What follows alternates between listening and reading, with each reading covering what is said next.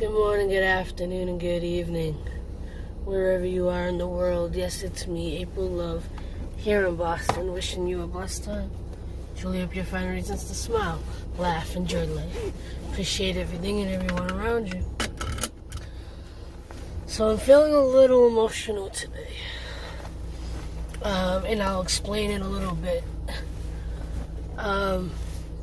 In the clip I'm about to show you, from a podcast called Gotta Get It with Fuzi, aka Yusuf Ericat, Aaron Burris, formerly known as Lazy Ron, and JP, I don't remember his last name.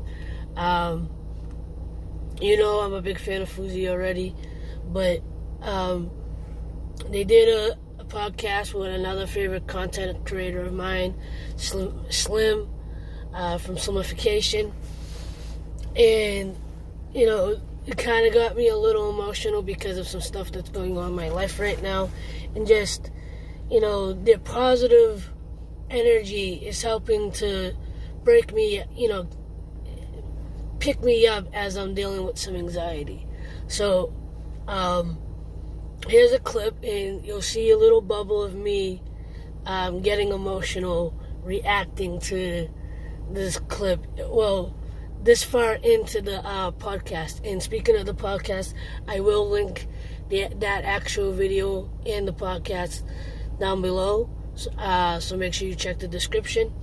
This is what's beautiful about life, right? And why everything happens for a reason, and why, like, when you're a gotta-getter, no matter what happens in the circumstances, like, I went into that fight expecting to win. Had I won, my life would be in a completely different place than it is now. Because my focus would have remained on boxing. I would have probably got the fight against Jake Paul, because remember, he mentioned me as an opponent. Yeah. My life wouldn't be. But now, because I lost, went through that, I'm in the best position I could ever be in life. And Slim, somebody who wants to pursue boxing, he has, and I'm sure he's going to talk about this later in the podcast, a big fight coming up this year, and it aligns with his story perfectly. So whether your results in life go how you want them to or not, it all happens for a reason. God's plan. God's plan. God's plan. I really believe in it, bro. Everything happens for a reason. Like, seriously, anything that happens in your life, like, that's the way I live my life too. Like, when something negative happens, I just think back, you know what? There's probably something better coming. Like sometimes I have big opportunities and like life-changing opportunities. I think that's gonna happen, and then the doors just get shut down, and it could depress you. Like, it makes you sad. It makes me sad for a couple of days, but I just think about it. I'm like, you know what? It's all part of God's plan. Like, maybe there's gonna be a bigger door awaiting. And that's the way I live my life, and that's my motto. You know what I mean? Beautiful. I know Ronnie's probably gonna be mad about me saying this, but she always says rejection is protection.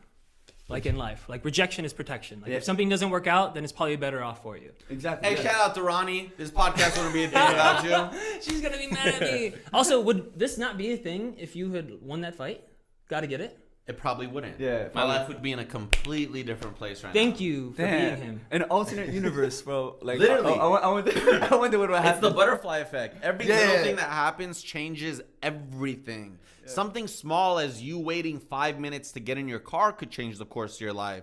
So imagine something as big as me winning that fight against Slim. You would have fought Jake Paul. And my book wouldn't be coming out this year. I would have fought, everything would have been different. And I'm getting emotional again. Again, because my anxiety has went up and down since I got into work last night. Finding out that my current boss is leaving in about a month and a half. And those of you who follow me know that my job has been on shaky ground, or where I work for my job has been on shaky ground for a good 5 years now. But this may actually be the coming year that, things kaput, and knowing that my boss is leaving is a sign for me of things to come. I spoke to him this morning, and he didn't seem too concerned as far as, things shutting down. He's moving on just because he wants to move on. But for me, it's a sign that I need to start looking to move on. And again, those who've been following me know I've been doing the social media thing for a long time. And I want to make a career out of doing what I love. I've dealt with depression and anxiety, and every time I think my job is about to end and I haven't made something happen with the social media stuff or with aloveproductions.com, I start to panic because I'm 44 years old. I don't want to stay in security anymore. I don't want to work the overnights anymore unless it's doing what I love. Looking for another job, another dead-end job, something that I can't even support myself on, especially with the way rent and things like that are, and as my mother gets older, I'm worried about being able to take care of myself. And this is one of the reasons why I shut down sometimes and I stop making videos, because I don't want to keep talking about the fears and the anxieties and the negativity. I want to stay positive. I want to keep creating. I want to make this something tangible. And I know that I can. I don't know what I'm missing, what I'm not doing. Maybe it's just not time, like they said in that clip. Maybe there's something else in store for me. And I have complete faith that God is going to take care of me, protect me, and provide for me like He always has. He's always watched over me and my family. Every time I thought something, we were going to lose something or whatever, ended up working out. And I'm sure things will continue to work out. But the people that I work with, a lot of the guys that I work with, they're in their 70s. These people should be retired. And they're not. They're still working because, one, because they might need the money. Two, because they don't like staying at home. Me, on the other hand, I could be home all day long and be completely content. This pandemic, staying at home is not a big deal for me. Staying motivated is the hard thing for me. Staying inspired is the hard part for me. Even to do the things that I love, kind of like Fuzi, if you know Fuzi at all, he's dealt with the depression and anxiety for a long time. And, so have I. Since I was a kid, I've been up and down with it. And I've always lacked a lot of confidence. I'm confident in my abilities to do things. I'm not confident enough to reach out and say, hey, I can do this for you.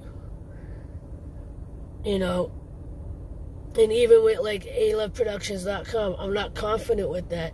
And it's why I haven't continued to create things on my shop or added my artwork to the shop, because I'm not confident in the business side of it, and I don't know who to trust and who to ask for help. I'm the helper. I seen a video on TikTok about someone saying the helper is the person that never asks for help, even when they needed the help themselves. And that's me.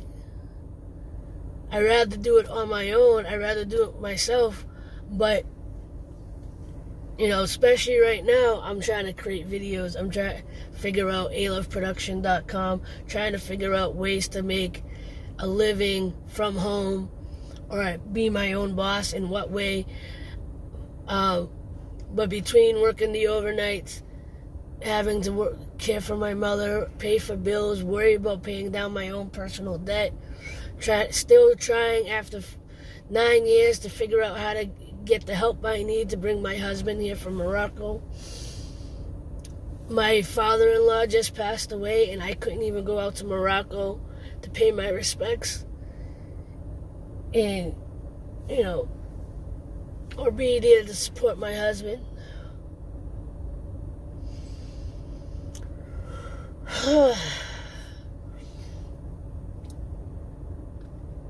But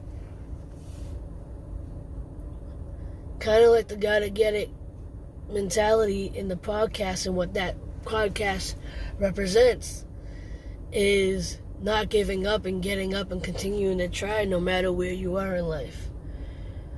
I have a lot of blessings in my life, and I'm still working, and inshallah, God willing, I'll continue to be able to support my family. But I want this to be my next job. I want my creativity in inspiring and motivating others to be my career path at 44. I don't want to be 65, 75, 85, working dead-end jobs and working myself into the ground. If I'm gonna die, I want to be die doing something I love, not just trying to get by. And I want to give my mother the best life she can have in, her remaining years. Same thing with my mother-in-law. I want the best for them too. Anyway, I'm not giving up. I'm just in a very anxiety-driven spot right now. Just keep me in your prayers. Keep my family in your prayers. We're not stopping. And if you're in the same spot, don't give up either. And if Fuzi, Aaron, or JP are watching this, or even Slim, thank you for inspiring and motivating me and keeping me going. With that, like, love, share, and inspire. Don't forget, love is everything. Much love. Peace.